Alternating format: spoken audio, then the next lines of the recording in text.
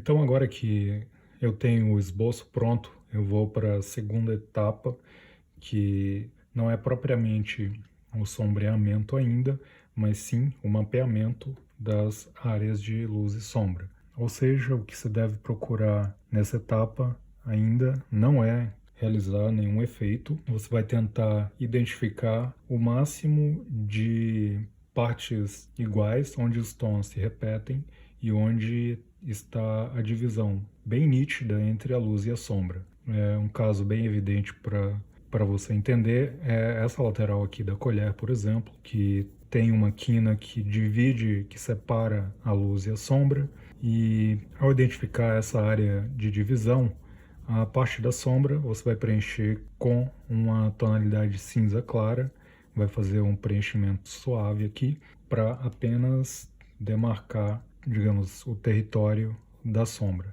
separado da luz. E assim você vai proceder, continuar separando todas essas áreas. Essa lateral aqui, que é toda escura, também vai estar inclusa na área de sombra. A parte interior do vaso, completamente no escuro, está toda na área de sombra, né? Então, o seu primeiro passo vai ser fazer esse preenchimento uniforme antes de qualquer coisa. Criar uma tonalidade uniforme para identificar e já separar claramente onde luz e sombra estão divididas e assim simplificar a sua visão da escala de tons, porque senão com certeza você vai se perder em algum momento, seja no equilíbrio geral da distribuição de luz e sombra, ou seja em alguns detalhes mais difíceis, porque você não começou essa identificação logo no começo. E esse mapeamento você pode fazer com um lápis clarinho, B ou HB, que é justamente para não interferir no seu preenchimento depois. Aqui a gente tem um caso, por exemplo, onde já vai entrar tons médios. Então, nesse caso, eu vou colocar como área de sombra apenas o canto bem na lateral aqui, onde está um pouco mais escuro.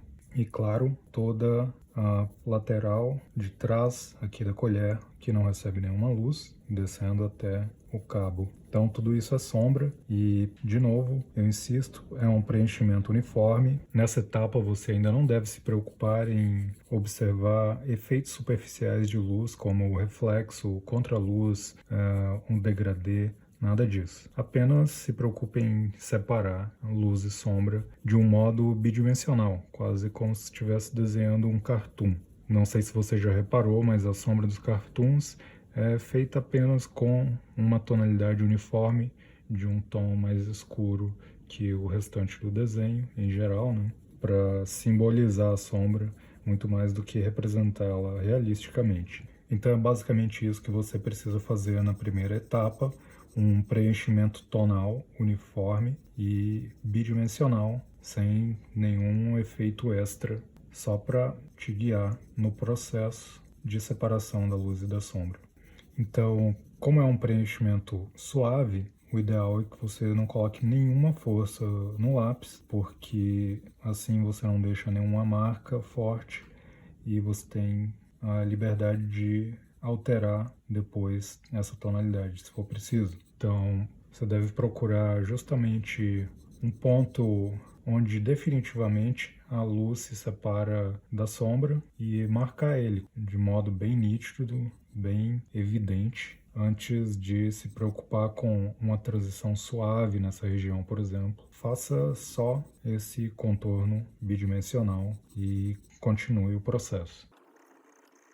Aqui tem um degradê bem suave, mas nesse momento só é útil justamente mapear onde definitivamente a luz se divide da sombra. Aqui na lateral do jarro nós temos um outro exemplo onde existe uma área bem extensa de degradê e eu não vou procurar reproduzir esse efeito aqui ainda, e sim procurar o ponto máximo, o mais nítido que eu possa estabelecer, onde a luz se separa da sombra. E eu creio que o eixo seria mais ou menos aqui, por exemplo. alinhado com a colher. De novo, a questão das medidas e das referências. Eu olho para o modelo e eu vejo que nesse ponto aqui, mais ou menos, é onde tem uma marca escura da sombra. A partir dela, tudo vira sombra, tudo está na sombra. Então, esse é o ponto que eu vou usar como referência.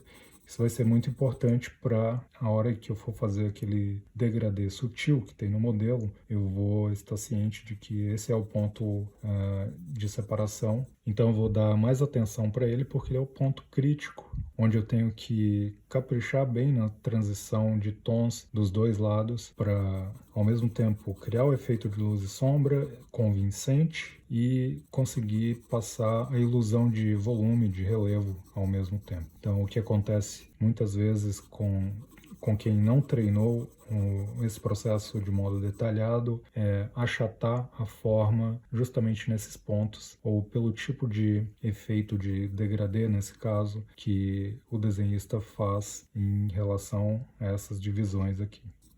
Aqui é outro caso, onde eu sei que tem uma entrada de luz nessa partezinha, mas eu vou ignorar e vou continuar a minha divisão principal, pegando tudo isso aqui e ignorando um pouco todos esses detalhes, porque assim eu fico ciente desde o começo que mesmo que haja uma claridade desse lado, ela não vai ser a mesma que a claridade do outro lado, porque ela está do lado da sombra e eu vou ter que...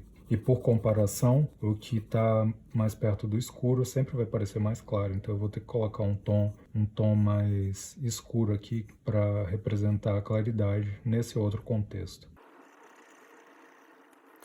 E uma coisa que eu pulei, que já está implícita aqui, é que nessa etapa também você faz o refinamento do seu esboço e ajusta melhor os detalhes das suas linhas, seus contornos, da forma dos objetos. Então, eu fiz isso antes de começar o vídeo e é algo que você pode fazer também antes dessa etapa de mapeamento ou depois. Contanto que você faça esses contornos, essa nova camada de contornos de modo suave, porque ainda não são linhas definitivas. Você vai decidir isso só mais para frente. E é importante notar também que nesse momento você pode ignorar a divisão entre os contornos e as formas, e isso vai até fazer bem em muitos casos de desenhos, especialmente mais criativos, mais naturais, digamos, em que o seu traço, o seu preenchimento não está confinado em um contorno. Isso acaba deixando o seu desenho mais natural e mais expressivo,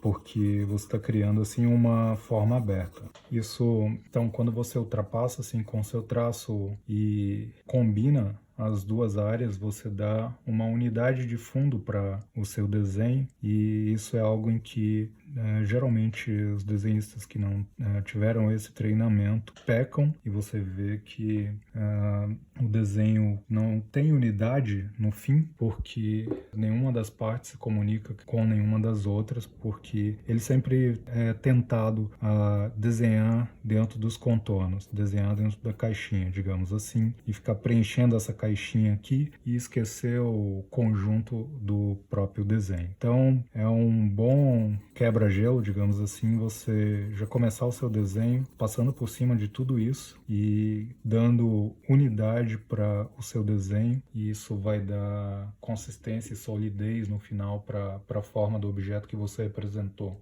Então aqui eu estou quase terminando e, obviamente, tem toda a parte do fundo que, no caso, é preto, é um quarto escuro na fotografia. E então, essa é a segunda etapa então de agrupamento de tons, e é o segundo passo para você organizar e facilitar o seu processo de desenho e obter um resultado bem melhor. Então, lembrando que ao todo são 5 etapas. E na próxima etapa, como nós já temos aí uma divisão nítida entre luz e sombra, nós vamos começar a aplicar a escala de tons em um nível mais detalhado, com pelo menos 5 tons, e vamos começar a preencher alguns detalhes maiores das formas dos objetos. Então é isso, espero que você esteja acompanhando bem aí. Qualquer dúvida basta me perguntar. E obrigado e até o próximo vídeo.